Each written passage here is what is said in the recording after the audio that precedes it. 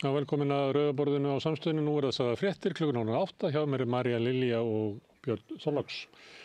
Við skulum byrja hérna heima. Það eru, hvað heitir það? Réttarhald. Í svolítið svakalegu máli. Við erum hérna með eina frétt frá Vísi. Það voru vefmiðlarnir voru uppfullir af þessu. Frásögnum af þessu, fylgdistu með þessu? Nei, ekkert náið. Mér skilst að það hafi verið fullt út úr dýrum, það þurfti að vísa frá fólki. Jú, ég er búin að fylgja svolítið með þessu vegna þess að ég fékk áhuga á þessu þegar ég fór að tók eftir því í rauninni hvað þetta er löng atburðarás, hvað hann er kaldranaleg, hvað þetta er útfært. Mér finnst þetta ólíkt að mörgu leyti mörgum öðrum svona morðum og manndrápum og glæpum sem að verða til í einhverju reiði, brjálæðiskasti, menn óbúslega dópaðir, vita ekkert hvað þeir heita og svona. Það er mjög margt í þessu máli sem er finnst mér alveg sérlega óhugulegt. Til dæmis það hvað þetta tekur langa tíma. Það er Þeir fara og sækja mann til þess að neyðan til þess að gefa sér pening. Já, akkurat. Og hann vill það ekki eða hvað? Hann vill það ekki eða getur það ekki og svo enda með þeir eru búin að drepa hann. Já, það enda með þeir eru búin að drepa hann. Það er einn vinkill í þessu sem að þeir neita því samt að hafa sumir, ef þú ætlar að vera vondur og ef þú ætlar að drepa mann, ekki keyra í Tesla sem að tekur allt upp sem þú vart að gera. Það er gera Tesla það? Já, það er þarna einn.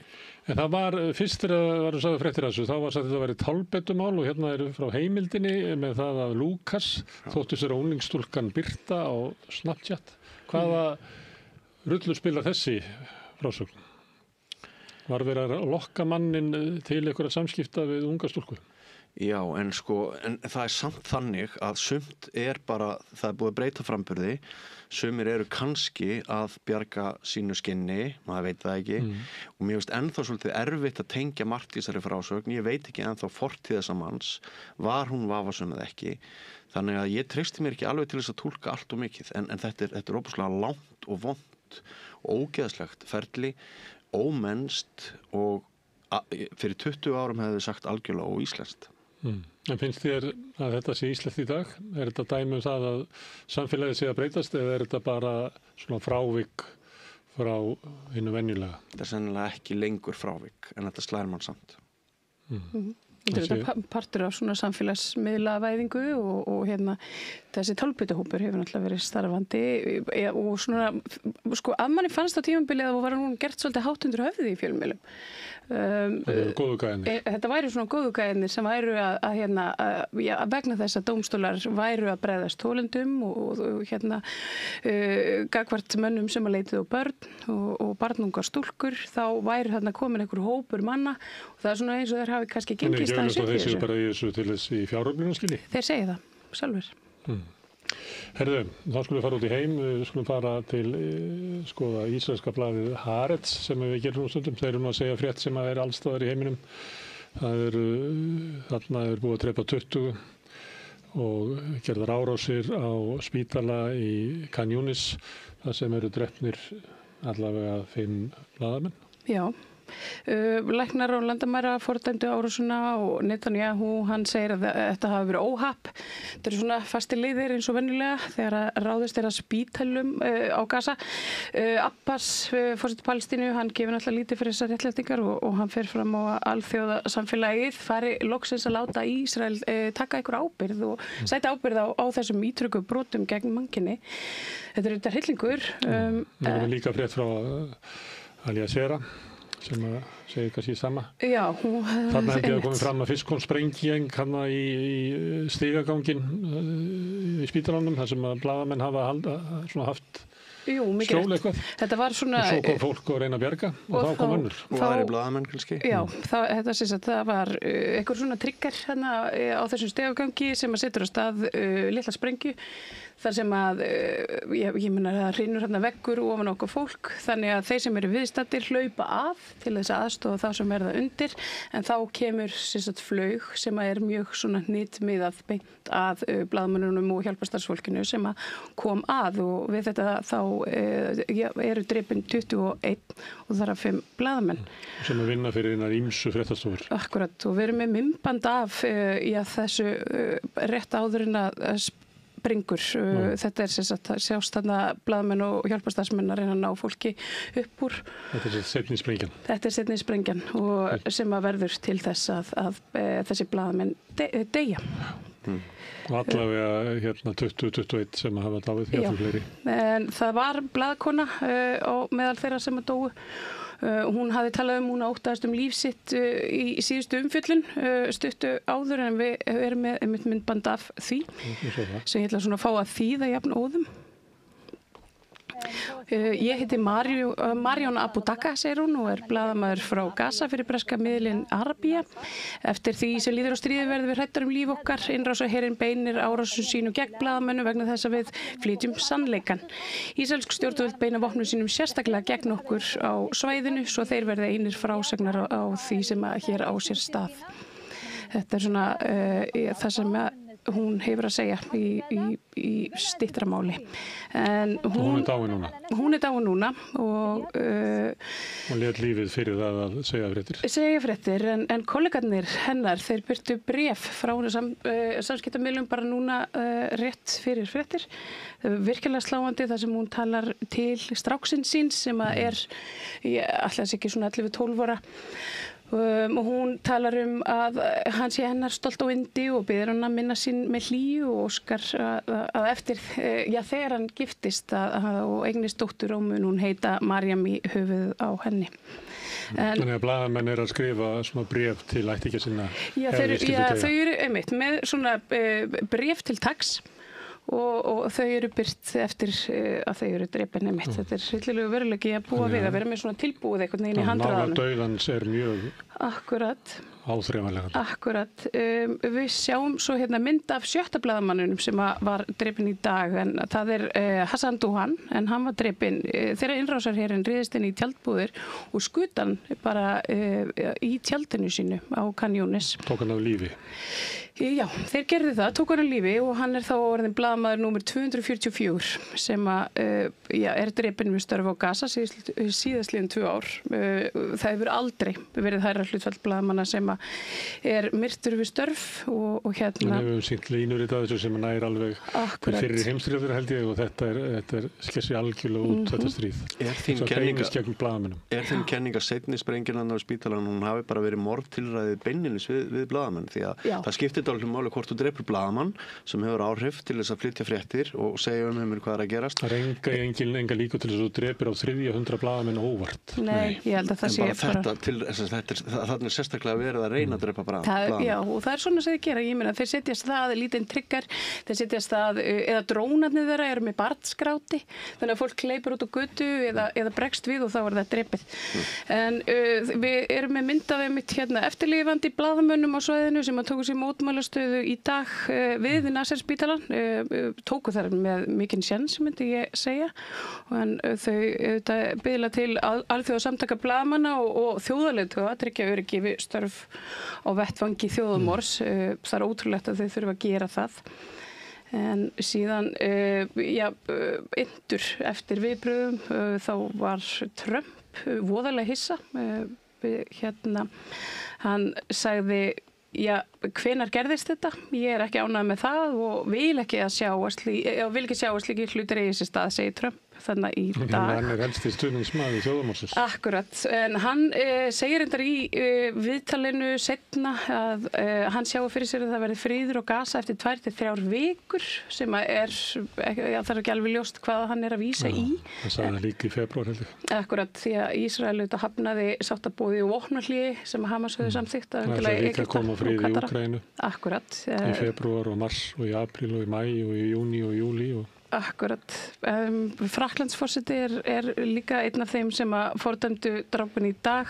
Hér er Macron að fordæma árásina, kallar hann óásættanlega ólíðandi og undirstrikaði mikilvægi þess að blaðamenn og almennir borgarar nytu verndar frá árásum. Það er ekkert svona sérstakt sem að engar aðgerðir? engar aðgerðir, en það lýsir við þungum áhyggjum og eins og stjórnmálafólk einmitt, og þú veist, og allir verða virða alþjóðalög, en samt virðast ekki vera neinn viðurlög við brotum. Ísrael virðir ekki alþjóðalög. Nei, ég held að það sé nokkuð ljóst. En Sigríður Dögg, formaður Blaðamannafélagsins, hérna í stuttu viðtali eftir fréttir í Rauða borðinu. Já, við erum að hefja Rauða borðið á henni. Akkurat, og hún svona, það var svolítið þungt yfir henni. Hún verður byrt hér á eftir. Blaðamenn hafa aldrei staðið frammi fyrir öðru eins. Nei. Það er bara hannig. Eins og margt sem á sér stað þarna á Gaza og í Palestínu í dag. Herðu, þá skulum við koma heim og kannski í svona léttara hjal. Það var hérna menninganótt, voru þið hérna tókuð þátt í menninganótt? Nei, ég hafði nú ekki heilst til þess. Fór á tónleika. Ég sá Skratta og ég sá Space Station og svo fór ég í 50 afmæli. En það var margt manninn. Og mikið svona ballstemming bara, ég fór út í Krónuna þarna, eitthvað bara 6-leitið. Rosa stuð á hérna Klapparstíg og fyrir utan kaffibarinn og í portunni og húrra og... Akkurat, það er svona svipað svæði og ég var með akkurat á tónleikum. Já, mikil svona diskomenning. Herðu, en það var menninganótt hófst á því að Logi Einarsson hérna tilkynnti það að þetta byggja 2.000–3.000 fermetra viðbyggingu við Þjóðleikhúsið. Þetta er ekki beint viðbyggingu við Þjóðleikhúsið. Þetta var að vera niður á Lindagötu í gatinu sem er á milli svona hérna gamla Hæstaréttarhússins og íþróttahús Jóns Þorsteinsson og Þorlákssonar. Ég man ekki alveg hvað hann hét. Já, ég held að hann hafi vonast eftir kannski annari umfjöllunum þeirri sem hefur orðið í kjölfari. Það eru nokkuð margir sem að spyrja sig tímasetninguna og spyrja sig það hvort þessi ofraust, eins og margir kallaða á tímum. Við vorum nú hérna í gær að hlusta á hérna frábært viðtal við formann Leigjendasamtakanna og það er svona alls konar pælingar í gangi á meðal almennings það hvort þessi gjörð, þessi ákvörðun. Hvað á hún að auka verðbólgu eða? Nei, sko bara, þarf ekki Kristrún einhvern veginn og félagar, þurfaðu ekki núna að sauma saman, sko. Ég veit það ekki. Hafið þið hitt fólk sem óbúslega ánægt með þetta? Mikið? Já, það er nú þetta búið að vera lengi á leiðinni, sko. Já, menningar auðvitað sko, átt að vera annað svið þannig upphafi og það varð ekki og síðan lagði leikhúsið af stað með eitt svið og svo er búið að finna þetta annað svið. Einu sinni var það Þjóðleikhúskjallarinn eða kólageymslan sem er hann undir. Einu sinni var það smíðavestaði, muni getið því og svo er það komin hann yfir í kassa núna, þannig að þetta er búið að vera lengi á leiðinni og ég veit ekki. Alltaf þetta tók, hvað er brýnast? Það sem var kannski áberandi, það voru sjálfstæðismenn sem eru svolítið í ham að mótmæla öllu eins og Davíð Oddsson lagði upp með á sínum tíma 1978 og það var Páll Magnússon, hann vildi þetta ekki og Rósa Guðbjartsdóttir, fyrrverandi bæjarstjóri í Hafnarfirði, hún var með það verið skrítin skilaboð til landsbyggðarinnar að vera að byggja þjóðleikhús. Þú er nú landsbyggðarmaðurinn hérna á svæðinu. Er það uppbygging í Reykjavík, er það alltaf eitthvað sem er tekið af landsbyggðinni? Nei, ekkert endilega, sko. Í gamla daga þá veistu hvernig þetta var að þjóðleiksstofnanirnar okkar, þær komu með verkin sín út á land líka. Og Sinfóníuhljómsveitin var duglega að ferðast og allt það. Þannig að ég held að við sem búum út á landi, við verðum sátt við það. En það er meira svona tímasetningin og svo hefur maður líka heyrt að þetta hefði kannski að einhverju leyti þurft pólitískari umræðu heldur en varð og svona. En auðvitað bara frábært skref og ég sem mikill menningar og listaaðdáandi fagna því að við finnum pening fyrir lista- og menningarstarf. En þeir fara ekki út á land lengur en þessi stað er þetta stundum settar upp sýningar í RÚV. Það eru Englar Alheimsins og fleira og svo Klassikin okkar, það er mikið verið að senda út sinfóníuna en hún ég heldur sé hægt að fara svona eins og hún gerði í gamla daga. Hún fór reyndar eitthvað í fyrra á Suðausturland og Suðurland og þannig ég held að við séum aðeins að átt okkur á því að ef eitthvað er Íslands, Sinfóníuhljómsveit Íslands, þá verður að sinna öll Íslandi. Er gaman þegar sinfónían kemur í bæinn? Já, það er mikil hátíð. Herðu, Inga, hún hækkaði frítekjumark húsnæðisbóta. Við höfðum fjallað það að það hefur komið fram í skýrslu húsnæðis- og mannvirkjastofnunar að hækkunin á húsnæðisbótunum sem voru í tengslu við kjarasamningar öll horfin í bara meiri hækkun húsaleigu, þannig að það eru leigusalarnir sem hafa fengið peningin. Þetta snýst ekki það. Þetta snýst það að 1. september þá á að hækka örorkubætur. sem eitt af því sem að Inga hefur lofað, ekki reyndar upp í 450 skerðingar og skattalaust, það er ekki alveg þannig, en hún er að hindra það að fólk sem hefur fengið húsnæðisbætur missi þar út af þessari hækkun. Við rættum þetta aðeins við Þórdís Björnleifs sem kom hérna í síðustu viku og hún einmitt lýsti yfir miklum áhugjum af þessu. Það er þetta bara ánægilegt að Inga Sæland hafi brugðist við. En ég tók eftir á Facebook síðu Ingu held ég hafi verið að þar voru eldri borgarar að segja ertu að skilja okkur eftir. Það er eins og með landsbyggðin og Reykjavík. Það eru öryrkjar og eftirlauna fólk sem alltaf bera sig saman. Íslendingar og innflytjendur og þarföldugotum. Herðu, við vorum með fréttir í síðustu viku og viðtöl og fleira eldislaxa sem sluppu. MAST sem opinber stofnun hefur ekkert sérlega miklar áhyggjur af þessu. Nei, ég er nú ekki hrifinn af mörgum stjórnsýslustofnunum eins og komið þegar frá mér við þetta rauða borð og þetta finnst mér alveg ótrúlegt sko. Það er ekki, þetta er alveg með það sem hefur verið sagt hér er að það er sagt að þessi tímasprengja, þessi 3 eða 4 sem að sluppu þarna í gegn, það eru á næstu vikum munu ykkur ganga upp í árnar því að það er bara tíminn, þetta er ekki tíminn fyrir lax að ganga upp, þannig að það að koma í yfirlýsingu að þetta sé ekkert sett að vandamál, ég sett þetta. Við hvern er hún að tala? Hún er augljóslega að tala við atvinnulífið. Hún er ekki að tala við almenning. Það er atvinnulífið sem borgarinni. Já, að hluta. Það eru sértekjur sem þessar stofnanir hafa af því að vera í samskiptum við þennan iðnað og mér finnst þetta mjög langt frá svona raunverulegu hlutverki stofnana sem eiga að gæta almannahagsmuna. Það hefði ekki bara verið snjallt að bíða í 3 vikur? Það held ég að hefði verið mjög betur en að segja eitthvað en best hefði verið ef hún hefði sagt að þetta væri mjög alvarleg staða því ég held hún sé það.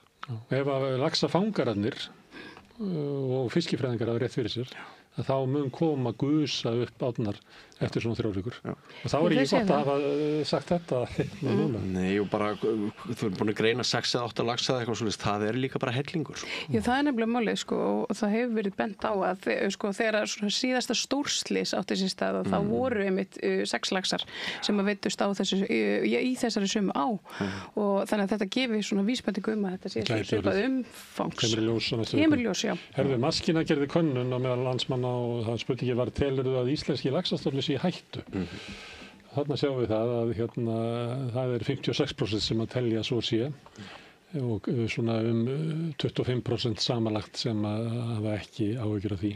Svo er hinn helmingurinn sem er svona eftir öxlum eins og gældar. Þið sjáum þarna eftir landsbyggðunum, þið sjáum að það er minnsti óttinn við laxastofninn, það sem er mest af laxeldinu, það er á Vestfjörðum og Austurlandi. Akkurat. Sýnir það að hagsmunir hafa mikil áhrif á skoðanir okkar. Herðu, ég tek hérna hluta úr könnuninni sem er spurningar sem svörinu skipta á milli flokka. Það er annað graf. Þarna sjáum við að bláa er þeir sem hafa áhyggjur og það er minnstu áhyggjurnar í Sjálfstæðisflokknum og svo Framsókn og Viðreisn, þetta er svona þeir sem minnstu áhyggjurnar en svo það sem svara mest afgerandi og það er það sama, það er Sjálfstæðisflokkurinn. Þetta skiptir líka, þetta er ekki bara buddan heldur er þetta eins og oft kemur fram að þetta er eiginlega allar svona kannanir sem er að spyrja svona mál. Það kemur alltaf í ljós að kjósendur Sjálfstæðisflokksins skera sig algjörlega úr þjóðinni sko. Þeir eru eiginlega sérstakur þjóðflokkur. Því þau eru alltaf á skjön við yfirgnæfandi meirihluta almennings. Er það þá ekki rétt sem Atli Þór Fandal er alltaf að skrifa núna að miðflokkurinn sé í rauninni Sjálfstæðisflokkurinn líka? Það er kjósendur og það er komið fram líka, þetta er líka í sambandi við þeirra spurt innflytjendur og hvað fleira, að þá eru kjósendur miðflokksins ekki eins afgerandi og kjósendur Sjálfstæðisflokksins. Þó svo að forysta miðflokksins sé oft meira afgerandi í öllum málum. Þá virðist vera þannig að þessi hópur kjósenda sem að hangir utan í miðflokknum, kannski ekki endilega út af málefnunum sem við leggja áherslu á. Því að þeir hafa kannski ekki alveg sömu samleið með þeim og kjósendur Sjálfstæðisflokksins, sem ættu náttúrulega allir að kjósa miðflokkinn sem við þetta.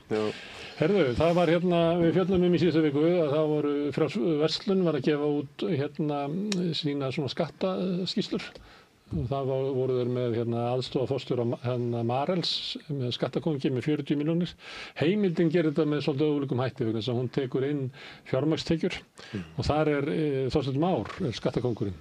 Það vil svo til að hann hefur sömu upphæðilega, hann með svona pluss 40 milljónir á mánuði. Karl Rævillin. Já. Og þetta fyrir kona hans. Já. Og þau hafa náttúrulega þessar miklu tekjur af því þau eru að færa sínar eignir í sameiga til barnanna sinna. Og þá kemur einhver svona, þau eru að borga eitthvað smá skatt af því. Já.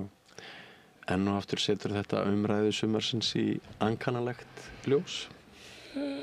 Já, þau segja sko að það sem átt að hækka veiðigjöldin, tekjur þótti smá, eru álíka og öll hækkun. Þannig það er bara einn maður og ég meina þau hjónin, fyrirverandi hjónin, ég held að þau eigi samanlega svona 40% í Samherja, þannig það er 20% af Samherja, einn eigandi þar sem hefur álíka tekjur og öll hækkunin sem að Miðflokkurinn, Sjálfstæðisflokkurinn og Framsóknarflokkurinn töluðu sér radlausa til að forðast í sumar. Fyrir utan Hörlurhund. Fyrir utan Hörlurhund. Herðu, ég með Politico.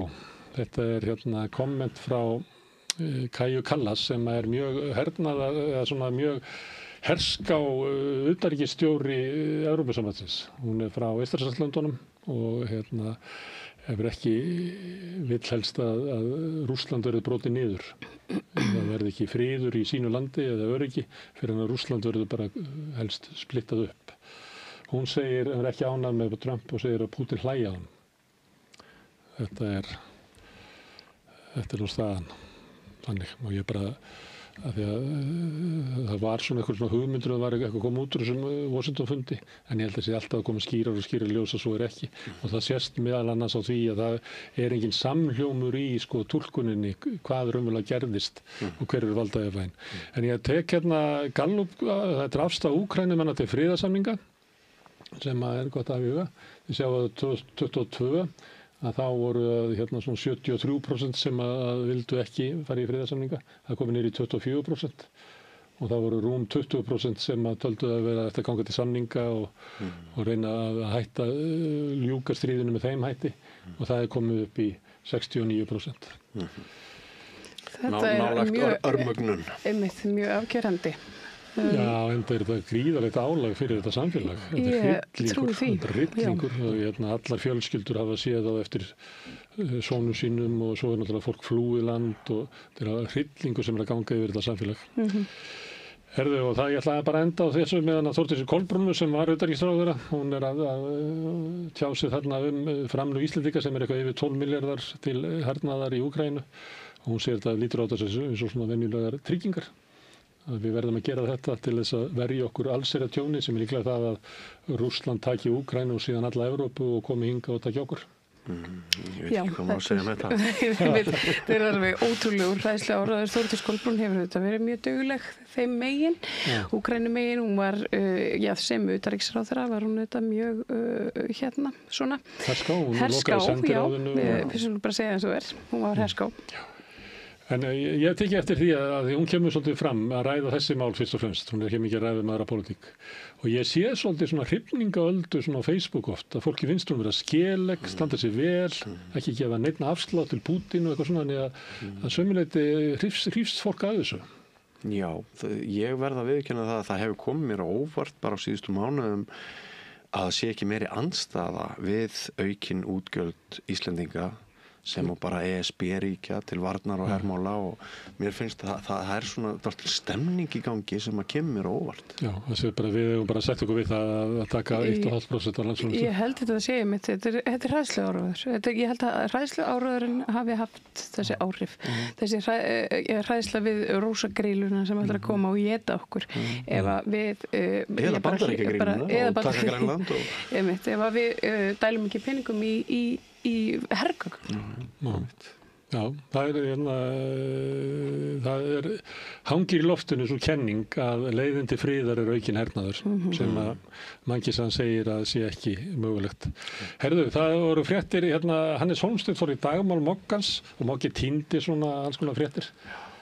Ég tók vinstri menn þól ekki eigin spegilmynd, hann er alltaf með þetta að vinstri menn séu eiginlega þetta sé svona eins og einhver geðröskun að vera vinstri maður.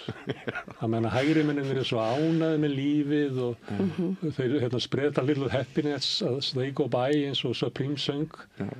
en vinstri menn eru alltaf svona spread a little boringness as they go by. Já. Þetta Þetta svolítið alltaf fyndið. En hlustuðu á einhvern veginn? Ég get ekki hlustað á. Nei, veistu, ég get ekki. Ég hlustuðu á það og ég næstu get hvað fólk til að gera það. Því hann tekur hérna meðal hans þessa sirpu. Hann hérna ræðst að innflytjendum og segir að þessu afætur hér og hérna sé bara við séum við það að missa samfélagið, það verði einhver múslimsk bylting hérna. Og hann bara lappar í gegnum hérna alls konar mál með alveg ótrúlega afstöðu. Og svo bara gaman að hlusta á blaðamann hérna Moggans sem situr svona á lærin á honum. Já. Og því ég held að Hannes Hólmsteinn væri eiginlega hættur að vera sko áhrifavaldur. Það var engi sem hlusta á hann, ég held það. Hann ekki mikill áhrifavöldur, ég get ekki ímynda mér. Eitthvað sem hlustar á Hannes? Getum við sagt að Moggin sé í herferð? Já. Moggi tók þetta upp, þú fórst að skoða það, þú hérna last ekki í leiðara Moggans. Jú, ég las leiðara Moggans. Hann bara upp úr Hannesi, eða ekki? Hann upp úr Hannesi og þar svolítið verið að snúa við málum. Hann fjallar akademískt frelsi og sumir getur sagt að þar sé hlutum snúið á haus. Einhver myndi segja akademískt frelsi til þess að drepa börn. Er að tala það? Og þetta náttúrulega bara hluti af því hvernig umræðin hérna að sveigjast. Hún verða harðara hér eins og í sumum öðrum Evrópuríkjum. Mikil þöggun í gangi og svo kemur Jón Steinar núna, ég skrifaði frétt það á Samstöðinni í morgun, með þá kröfu að Silja bara rektor, nýskipaður rektor Háskóla Íslands, að henni verði vikið úr starfi. Og hver hennar synd með þögn sinni að hafa ekki gagnrýnt þann viðburðum daginn sem að flestir sennilega hlustendur og áhorfendur þekkja þegar kemur umdeildur Ísraelsmaður og aktivistar komu í veg fyrir að hann fá að flytja sinn fyrirlestur, færið ágætur fyrir því að þá sé sem sagt verið að ganga gegn með því að Silja tjái sig ekki þetta, þá sé hann taka afstöðu með því að þetta sé í lagi og fyrir vikið vilja þær höfuð hennar. Ég sá hennar leiðara í morgun og ég velti fyrir mér, hefur Moggi skrifað leiðara barnamorðin á Gaza? Hefur Moggi skrifað leiðara morðin á blaðamönnum á Gaza? En hann eyðir heilu leiðara í þennan fund þarna í Þjóðminjasafninu. Já. Er þetta... Já. Sko, þessi fundur hérna í Þjóðminjasafninu, við skulum alveg aðtúa það að hann var ekki á vegum Háskólans. Það voru sannarlega kennarar við Háskólan sem mæta þarna ásamt hópi mótmælenda og eru þetta fólk í miklu meirihluta mættra í Þjóðminjasafnið. Þau búa þennan fræðimann af sviðinu, hann gefst upp, fer heim. Akkurat, og þetta vill Moggin og hans velunarar svona meina að sé atlaga að tjáningafrelsi og rannsóknarfrelsi Háskólans. Þetta auðvitað bara bull. Þetta algjört bull. En til marks hitan í þessu máli að við erum stundum að skrifa fréttir inn á fréttavef samstöðurinnar, samstöðin.is og oft nú bara eitthvað svona frekar, þú ferð á Vísi, þú ferð á MBL, þú ferð á RÚV, en þú ert ekkert endilega að fara á samstöðin.is en þegar maður postar þessari frétt í morgun á Facebook þá eru rosalega mikil viðbrögð, alveg sko margir tugir af ummælum og fólk skiptist ofboðslega mikið í tvö horn. Þór Sari segir ekki Jón Steinar bara staðsetja sig kyrfilega sem rasista með þessu bulli sínu og menn sem vilja banna andóf gegn þjóðarmorði og fjöldamorðum á börnum, en svo Eiríkur Hannes Kjerúlf mál og fundafrelsi. Herðu, núna erum við að ræða svona 3 persónur síðustu aldar. Hannes Hólmsteinn, Davíð Oddsson og Jón Steinar sem die already bara. Hvað erum við að gera? Ég veit ekki, við erum að hætta því. Herðu, það var komið upp mynd af norsku skoðanakönnun. Ég ætti nú bara svona framhaldsæði að fylgjast með kosningunum sem eiga að vera 8. september ef ég man rétt. Þarna Rauða blokkin komið með 90 þingmenn, það er ennþá að aukast líkurnar á því að ríkisstjórnin haldi og hægri blokkin í 78. Það er nú tiltölulega stutt í kosninga og ég held að það þarf þá að vera eitthvað sérstakt sem að gerist eða verður ekki þannig að verði sama ríkisstjórn áfram. Eina sem getur gerst það að miðflokkurinn sem að styður ríkisstjórnina, hann að fá ansi háan mikinn skell. Voru með, hvað voru þau með? Þau voru með 28 þingmenn en hann að spáða að fá bara 10. Þannig að getur verið það að inn í þeim flokki verði það metið sem svo að þetta séu dýrt að vera í þessu stjórnarsamstarfi og það sé komið tími til þess að sleikja sárin utan og þá gæti opnast eitthvað möguleiki fyrir eitthvað hægri. Hvernig er þessi miðflokkur í samborið við okkar miðflokkur? Þetta er svona bændaflokkur, þetta er svona meiri framsókn heldur en miðflokkur Sigmundar Davíðs. Það er eiginlega framfaraflokkurinn sem er líkari miðflokk í Davíðs. Morgunblaðið, hann var með á forsíðunni. Við erum svolítið að fylgjast með Mogganum þessa dagana. Þetta er pósturinn bregst lagaskyldu sínum. Þetta er bara forsíðufréttin á Mogganum. Og þetta er málið, þetta er að því að komið 15% tollur sem að bandarísk stjórnvöld vilja að þeir sem eru að flytja svona smápakka til Bandaríkjanna að flutningsfyrirtæki sjálf innheimti. Og pósturinn til þess ekki geta gert það. Morgunblaðið komið á því að það eru einkafyrirtæki sem geta gert þetta og þarna sé pósturinn að bregðast skyldu sínum og vill líklega leggja til að vera einkaveitur eða eitthvað. En mér finnst Moggin eiginlega vera alla daga svona. Þú veist, fréttamati hjá þeim er orðið svo pólitískt og það er svo vígreift innan úr einhverjum svona hugmyndum eins og þessar leiðarinn og fleira. Mér finnst Moggin vera breytast hratt til þess vera. Já, ég hugsa að það sé eitthvað til í því en þarna er líka haft eftir ráðherra hann sé bara ánægður með að einkafyrirtækin séu að sinna í rauninni því hlutverki sem við opinbera ætti að gera. Það er áhugavert. Já, en þú veist, pósturinn er fínt að pósturinn sé að tryggja sér póstsamgöngur á Kópasker og svona. Ég veit ekki hvort það sé eitthvað svona stórkostlegt atriði að póstur sé að flytja eitthvað til LA, sko. Nei.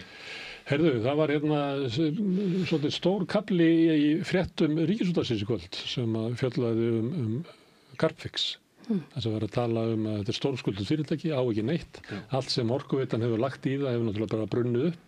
Þetta er svona startup fyrirtæki og það hefur alltaf verið væntingar að það kæmi ykkur svona fjárfestar og fara að taka yfir og kannski jafnvel að fengi Orkuveitan eitthvað tilbaka en það er ekki að gerast og þegar maður heyrir viðtölin við þá sem er að stýra þessu bæði Orkuveitinu og Carbfix þá er þetta að fara að hljóma svolítið svona eins og þeir sem er í vandræðum er alltaf svo vongóðir og það eru margir sem hafa sýnt þessu áhuga. Þetta gæti endað illa þetta mál. Þetta gæti endað illa. Þeir eru aðeins að byggja þarna á gamalli frétt í viðskiptablaðinu uppgjör og ég tók einmitt gamla frétt frá Heimildinni. Þetta er ekki frá RÚV. Þetta er hálfsásgömmul frétt frá Heimildinni sem er eiginlega sama og var að RÚV í kvöld. Sem að Jón Trausti Reynisson hefur sagt ritstjóri að hafi kostað Heimildina mjög mikið þegar þeir byrjuðu á að fjalla þetta sem sýnir kannski ægiöfl peningaítaka ægimátt peningaítaka ætlaði að segja. En mér finnst líka áhugavert í þessu að hann samkvæmt Facebook-færslu hjá honum þá er bara þú getur ekki fjallað með gaggrínum hætti fyrirtæki sem að einhver hefur ákveðið að sé óskabarn íslensku þjóðarinnar í einhverju atvinnulega tilliti og margt umhugsunarvert í þessu. Já. Herðu, það er viðskiptablaðið Seðlabankastjóri Evrópu. Hann segir að Evrópa þurfi á fleiri innflytjendum að halda. Það er nú svolítið á skjön við það sem að Þýskalandskanslari sagði til dæmis bara ekki gær og bara það sem að okkar eigin dómsmálaráðherra hefur látið út úr sér. Moggin ætti kannski skrifa leiðir þetta. Já, en ég meina þetta er alveg vitað, þetta þurfum við fólk til þess að halda upp í samfélaginu. Það er bara þannig. Já. Þetta er búið að vera að benda á þetta áratugum saman. Það er búið að benda á ólíka aldursamsetningu til þess að Evrópu og Bandaríkjana. Þar sem að Bandaríkin hafa raunverulega miklu meira svona afl í svona samsetningu þjóðarinnar heldur en Evrópa. Þetta er ástæðan fyrir því að Merkel opnaði og vildi taka 1 milljón flóttamenn frá Sýrlandi sem er að það þarf og ég Snorri Másson var fyrir viku síðan og hann vill ekki sér innflytjendur síðan skaða íslenskt samfélag og ég var alltaf að reyna að spurja hann hvort hann vilji vísa þeim í burtu eða hvort hann vilji hætta að taka við þeim eða það kemur aldrei almennilega svona svar við því Nei, og eða hver skaðin er Það er lýsa því að Snorri heldur að við sem að tegna íslenskunni út á innflytjendum Nú Snorri Másson sko þingmaður og hann í góðri stöðu til þess að búa til áætlun til þess að styrkja betur stöðu innflytjenda, koma með prógram tungumálið og allt þetta. Það kemur ekkert svolítið svona miðflokkum til dæmis. Nei, en það hefa þeir ekkert fyrir að hafa náttúrulega engan áhuga á því, maður sér það strax. Þetta snýst ekkert að auka hag innflytjenda á Íslandi eða hjálpaði minni samfélagið, heldur snýst þetta bara að búa til sameiginlegan óvinn, sameinast undir honum og vinna einhverja kostningu út á það, sko. Þetta bara, það hefur verið fjallað það mjög hörð innflytjendastefna í Danmörku og þar þetta að byrja að hafa mikil áhrif. Það vantar það vantar fleiri 20 og 30 og 40 og þá kannski kemur hér frétt frá, þetta forsinn á Víkurfréttur sem þetta kom fyrir helgina, en þarna að það eru fleiri erlendir 30-4 ára karlmenn á Suðurnesjum sem heldur íslenskir. Og þetta svona misskipt, innflytjendur leggjast ólíkt landið, ólíkt í hverfi í Reykjavík og líka eftir ólíkt með aldri. Ég hef sagt það svona, ef þú býr til þess í Garðabænum og ert á 70-saldri, þá hefur þú engan sans fyrir samsetningu þjóðurinnar. En ef þú ert kannski 30 og býrð á Suðurnesjum eða upp í Fellahverfi, þá ertu að horfa upp á allt annan samsetningu. Ég held að sé, þegar ég hef skoðað þetta síðast, það kannski svona 2 ár síðan, að þá á aldursbilinu kannski svona 32 til 34, að þá var þriðjungurinn innflytjendur. Já, það kemur áhugaverð staðreynd fram skólamál í viðtali sem að ég tók í dag og veður spilaði í kvöld við rauðaborðið við skólastjóra Hagaskóla, að það eru til skólar hér, þar sem að hlutfall nemenda sem hafa ekki íslensku að fyrsta tungumáli kannski 3-5%.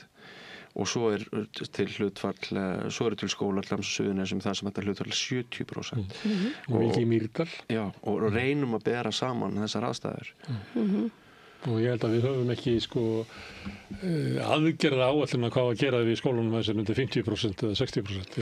Nei, en það ég meina, ekki barnasáttmálinn mulbrotin af þeim börnum sem fá ekki læra fá ekki stund að náma sínu móðumáli. Ég veit ekki betur en að það hafi bara verið lögfest, ég held að fyrir ekki svo lengu. En það breytist mikið, við ræddum svolítið Fellaskóla fyrir svona árið síðan, og það breytist mikið þegar skólalóðin hætt að styðja við íslensku. Þá ef þú kemur og kannt ekki íslensku og það talar ekki íslensku heima þér og þú ert á skólalóð þar sem eru bara 3 eða 4% af erlendum heimilum, að þá svo mikill stuðningur við því að læra íslenskuna í skólanum. Ef þú ert í skóla þar sem þetta ekki, að þá þarf skólinn að finna einhverja aðra leiðir til þess að ýta undir námið.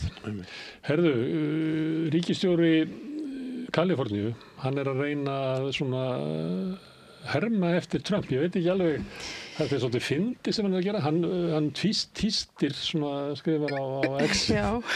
Þegar sama ruglið og Trump gerir. Hann þetta ásama hárið á sig, hann flottur. Hann sé eftirlætis fylkisstjórinn og eitthvað svona. Allir elska og allt þetta. Og svo fara þeir að Fox að rífast yfir þessu á kvöldin og segja þetta maðurinn sé að missa vitið og þá tvístar hann og segja öll athygli var á mér í gær. Þannig að þetta mjög sérstök svona leið sem þessi að fara. Ég held að þetta fyndið. Það fyndið að fylgjast með þessu. Hann búinn að opna þarna einhverja svona verslun með varning á internetinu, þar sem hann með svona spin-off af Trump-varningi.